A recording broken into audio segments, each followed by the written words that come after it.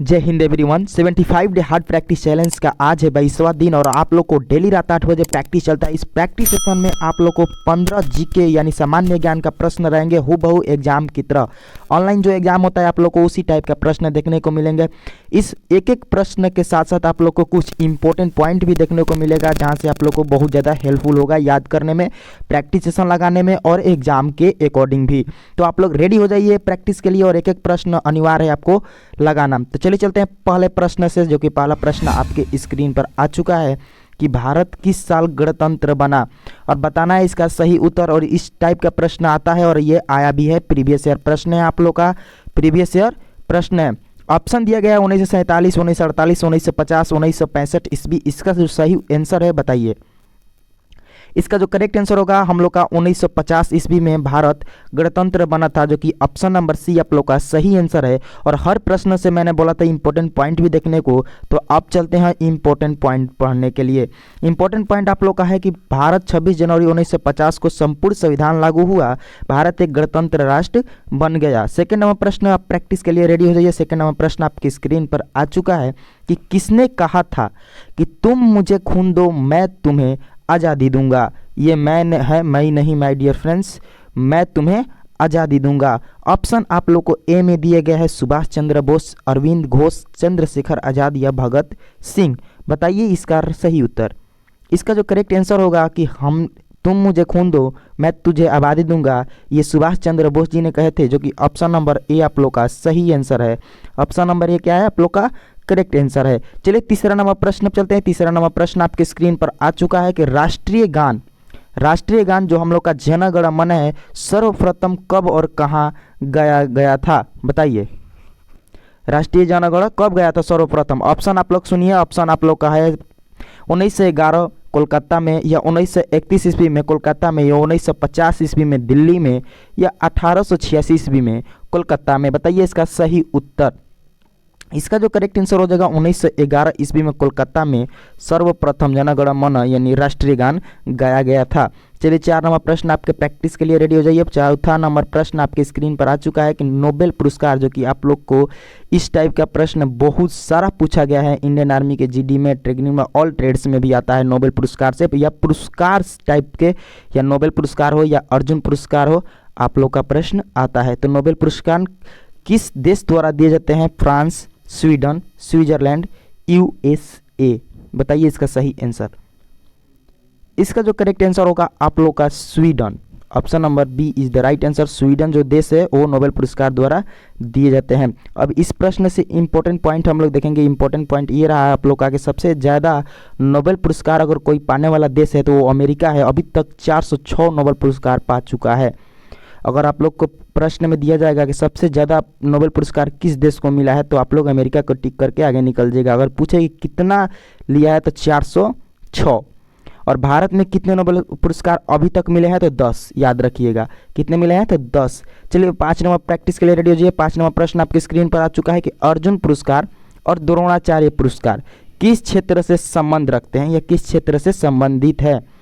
संगीत एवं नृत्य, या साहित्य, या खेलकूद, या कला एवं संस्कृति। इसका सही आंसर जरूर बताइएगा, कमेंट लिस्ट में भी बताना है। तो इसका जो करेक्ट आंसर है खेलकूद से। ऑप्शन नंबर सी आप लोग का सही आंसर है। अब मैं बताता हूँ अर्जुन पुरस्कार का महत्व किसको दिया जाता है और द्रोणाचार्य का पुरस्कार किसको दिया जाता है, ये इंपॉर्टेंट पॉइंट में जानिए। इस इंपॉर्टेंट पॉइंट में आप लोग को दिया गया है कि अर्जुन पुरस्कार खिलाड़ियों को दिए जाने वाले एक पुरस्कार है जो भारत सरकार द्वारा खेल के क्षेत्रों में उत्कृष्ट प्रदर्शन के लिए दिया जाता है। और इस पुरस्कार को प्रारंभ कब किया गया था तो 1961 ईस्वी में प्रारंभ हुआ था। और द्रोणाचार्य पुरस्कार जो है, जिसे आधिकारिक तौर पर खेल और खेलों में उत्कृष्ट शिक्षकों के लिए द्रोणाचार्य पुरस्कार के रूप में जाना जाता है या दिया जाता है, मतलब कि कोच को दिया जाता है। ठीक है, इतना याद रखिएगा।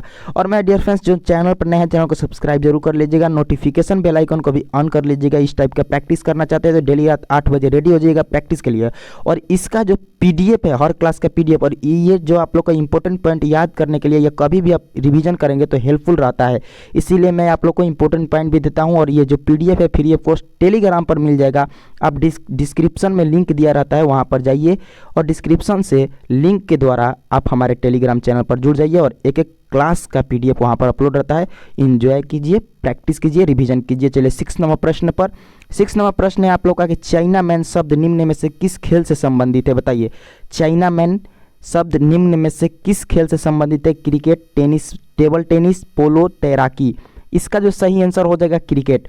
चाइना मैन शब्द जो है क्रिकेट से संबंधित है। और आप लोग को कमेंट में बताना है कि चाइना मैन अभी वर्तमान प्रेजेंट में इंडिया टीम में कौन से गेंदबाज को कहा जाता है, ये भी जरूर बताइएगा आप लोग। 7 नंबर प्रश्न आप लोग देखिए, 7 नंबर प्रश्न आपके स्क्रीन पर आ चुका है कि द्वारिकाधीश मंदिर स्थित है। इस टाइप का प्रश्न भी देखने को मिलता है इंडियन आर्मी के एग्जाम में। मैं एनालिसिस करता हूं आप लोग को हमेशा प्रीवियस ईयर, तो देखता हूं किस टाइप का प्रश्न आता है, तो आप लोग को भी प्रैक्टिस में देता हूं। इसीलिए practice is more perfect than for any examination, चाहे इंडियन आर्मी को या चाहे अदर एग्जाम हो। द्वारिकाधीश मंदिर स्थित है कहाँ? भोपाल में, झांसी में, मथुरा में, कानपुर में। इसका सही आंसर आप लोग का जो हो जाएगा मथुरा में। आप लोग ऑप्शन नंबर सी को अगर क्लिक किए हैं, चूज किए हैं, तो आप लोग का सही उत्तर है। 8 नंबर प्रश्न जो कि इंडियन आर्मी में ऑलरेडी पूछा गया प्रश्न है, तो बताइए आप लोग के सिखों के 10वें गुरु गोविंद सिंह जी का जन्म कहाँ हुआ था? सिखों के 10वें गुरु गोविंद सिंह जी जो थे, उनका जन्म कहाँ हुआ था? अमृतसर में, दिल्ली में, या ऑप्शन नंबर सी आप लोग का है पटना में या कोलकाता में। तो मैं बता दूं आप लोग का कि गुरु गोविंद सिंह जी का जन्म जो हुआ था पटना में हुआ था, और पटना में गुरुद्वारा भी है। ऑप्शन नंबर सी आप लोगों का क्या है? सही उत्तर है। 9 नंबर प्रश्न पर चलते हैं। 9 नंबर प्रश्न जो प्रैक्टिस के लिए आप रेडी है, तो इस प्रश्न को लगाते हैं कि भारत का पहला गवर्नर जनरल कौन था? भारत का पहला गवर्नर जनरल कौन था? Lord William Bentinck, lord Dalhousie, lord Mayo या लॉर्ड रिपन। तो इसका जो सही आंसर हो जाएगा आप लोग का लॉर्ड विलियम बेंटिंग हो जाएगा, जो कि ऑप्शन नंबर ए आप लोग का सही आंसर है। भारत का पहला गवर्नर जनरल थे। 10 नंबर प्रश्न आपकी स्क्रीन पर आ चुका है। 10 नंबर प्रश्न है कि उड़ीसा के नए राज्यपाल कौन बने हैं? अभी जो 2023 में अभी जो चुनाव हुआ था, मैं बता दूं, तो उड़ीसा के नए राज्यपाल कौन बने हैं? रघुवर दास, गणेशी लाल, BDC मिश्रा, अनुसाई उइके। बताइए इसका सही आंसर। अगर अभी तक आप लोग करेंट अफेयर जो न्यू मुख्यमंत्री, न्यू राज्यपाल बने हैं जो राज्य में, अगर आप लोग अभी तक नहीं जाने हैं, तो आप लोग मेरे चैनल पर जाइए। वहां पर आप लोग को करंट अफेयर जो कि 2024 में के लिए एग्जाम के लिए रेडी कर दिए हैं, उसमें आप लोग को 14 प्रश्न देखने को मिलेगा, जो कि वेरी इंपॉर्टेंट है। वहां से 2 से 3 प्रश्न देखने को मिल सकता है इंडियन आर्मी के एग्जाम में, तो क्लास जाकर जरूर पढ़िएगा। अभी कल का ही क्लास है, आप लोग मेरे चैनल पर जाकर देख सकते हैं। बताइए इसका सही आंसर। इसका जो सही आंसर हो जाएगा आप लोग का माय डिफेंस रघुवर दास हो जाएगा। उड़ीसा के नए राज्यपाल जो बने हैं रघुवर दास बने। इस इंपॉर्टेंट पॉइंट को देखते हैं। इंपॉर्टेंट पॉइंट है कि अगर आप लोग को उड़ीसा का पूछते राजधानी कहाँ है, तो भुवनेश्वर, और राज्य का दर्जा कब मिला था, तो 1 अप्रैल 1936 में। हालांकि इतना डीप नहीं जाता है, बट ये राजधानी पूछ सकता है, क्योंकि 2023 में जो 17 से 26 अप्रैल तक एग्जाम हुआ था आप लोग का, उसमें में राज्य राजधानी, राज्यपाल, गवर्नर, इस टाइप का प्रश्न देखने को मिला था। 11 नंबर प्रश्न आप लोग देखिए। 11 नंबर प्रश्न आपकी स्क्रीन पर आ चुका है। नदियों से रिलेटेड अवस्थित, नदियों के किनारे अवस्थित शहर के टाइप के प्रश्न आप लोग के एग्जाम में आते हैं, तो इस प्रश्न को भी देखिए। आगरा जो शहर है किस नदी के किनारे स्थित है? बताइए, गंगा नदी, अलकनंदा, या ऑप्शन नंबर सी है आप लोग का यमुना या भागीरथी। तो इसका जो सही आंसर हो जाएगा आप लोग का, जो कि आगरा स्थित है यमुना नदी के किनारे। और आप बताइए कि आगरा किस राज्य में स्थित है? जो आगरा है वो शहर है, आगरा शहर किस राज्य में स्थित है, ये भी बताइएगा आप लोग कमेंट लिस्ट में। 12 नंबर प्रश्न चलते हैं। 12 नंबर प्रश्न आपके स्क्रीन पर आ चुका है कि भारत की सबसे लंबी अंतर्राष्ट्रीय सीमा किस देश के साथ है? क्वेश्चन समझिएगा कि भारत की जो लंबी अंतर्राष्ट्रीय सीमा है वो किस देश के साथ है? नेपाल, पाकिस्तान, चीन या बांग्लादेश। तो इसका जो सही आंसर होगा आप लोग का बांग्लादेश हो जाएगा। ऑप्शन नंबर डी आप लोग का सही दिखे, जहां बांग्लादेश दिखे वो लोग करेक्ट कीजिएगा, सबसे लंबा अंतर्राष्ट्रीय सीमा के लिए। ठीक है, और इस इंपॉर्टेंट पॉइंट को देखते हैं। इंपॉर्टेंट पॉइंट से कुछ नॉलेज प्राप्त करेंगे कि बांग्लादेश की सीमा भारतीय राज्यों जैसे कि पश्चिम बंगाल, असम, मेघालय, त्रिपुरा और मिजोरम से लगती है। यह म्यांमार के साथ अंतर्राष्ट्रीय सीमा साझा करती है। किसके साथ अंतर्राष्ट्रीय सीमा साझा करती है? तो म्यांमार के साथ। और इसकी जो सीमा की लंबाई है लगभग 4996.7 किलोमीटर है। कितना है? 4,096.7 किलोमीटर। अगला प्रश्न देखेंगे। अगला प्रश्न आपके स्क्रीन पर आ चुका है कि मौर्य मौर्य साम्राज्य को किसने स्थापित किया बताइए। मौर्य जो साम्राज्य है उसको किसने स्थापित किया है? अशोक ने, बिंदुसार ने, चंद्रगुप्त या हरिश्चंद्र ने?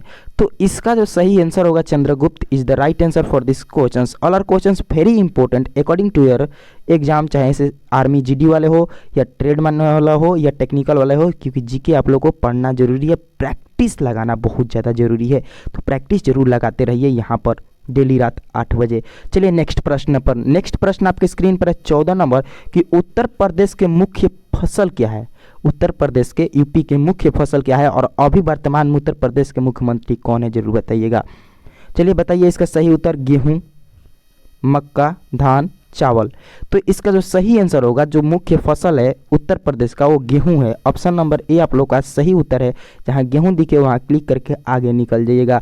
इस प्रैक्टिस सेशन का हूबहू एग्जाम की तरह आप लोग का लास्ट प्रश्न है कि लता मंगेशकर का वास्तविक नाम क्या है? लता मंगेशकर का वास्तविक नाम क्या है, जरूर बताइएगा। रेखा, सायरा, हेमा, हिमा।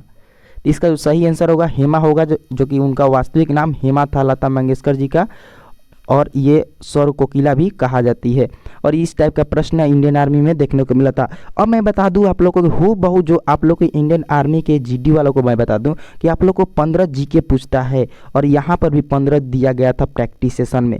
जीएस का भी प्रश्न अगेन नेक्स्ट डे से आप लोग को मिलेगा, और न्यू बैच 1 जनवरी को इसी चैनल पर स्टार्ट होने वाला है। तो मिस ना कीजिए। हमारे साथ जो नए कैंडिडेट है, जो अभी तक एक बार भी एग्ज़ाम नहीं दिए हैं या एग्ज़ाम उनसे क्लियर नहीं हुआ है, वो ज़रूर एक बार यहाँ पर आए और एक बार तैयारी करें शुरू से। और मैं बता दूँ कि अगर आप लोग का 10 मार्च का जो नर्सिंग वाले हैं या और जो अभी तक सिलेबस कंप्लीट नहीं किए हैं, तो उनके लिए मैं बता दूं इस चैनल पर 2 प्लेलिस्ट बनाया गया है, 36 क्लास का जीके और 19 क्लास का जीएस। वहां पर जाइए और प्लेलिस्ट को पूरा पढ़ लीजिए, और प्रैक्टिस भी प्लेलिस्ट बाई प्लेलिस्ट लगा सकते हैं। आप लोग को हर चीज़ के लिए यहाँ पर सुविधा यानी अवेलेबल कर दिया गया है। आप लोग बस इसका लाभ उठाए, फ़ायदा उठाए।